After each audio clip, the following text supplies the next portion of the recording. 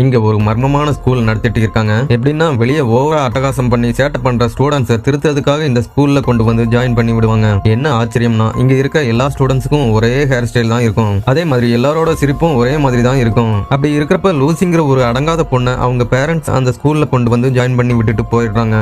அவ ஸ்கூல்ல போய் பாக்குறப்ப அவ மட்டும் தான் அங்க நார்மலா இருக்கிற மாதிரி அவளுக்கு தோணுது. இந்த ஸ்கூல்ல நிறைய ரூல்ஸும் இருக்குது. மியூசிக் கேட்கவே கூடாது. அதே மாதிரி எல்லாரும் கண்டிப்பா மார்னிங் 5 மணிக்கே எழும்பிடணும். அடுத்த நாள் அவளுக்கு ஹேர் கட் பண்ண அரேஞ்ச் பண்ணுங்கன்னு அந்த ஸ்கூல் பார்பர் கிட்ட பிரின்சிபல் சொல்றாங்க. அதுக்காக அவ தலையோட சைஸை மெஷர் பண்ணிட்டு அவளோட ஏஜை கேட்கிறாரு.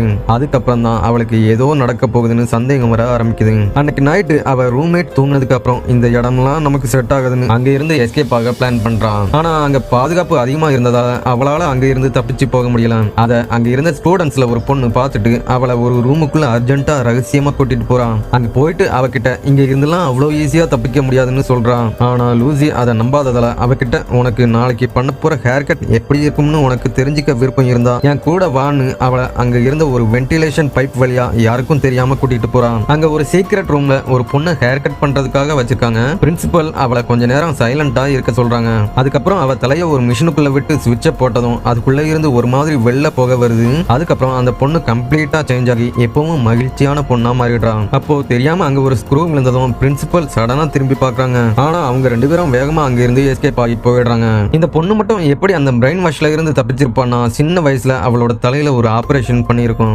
அதனால உள்ள மெட்டல் பிளேட் வச்சிருப்பாங்க. அதனால அந்த மிஷின் அவளோட தலையில மட்டும் ஒர்க் ஆகி இருக்காது.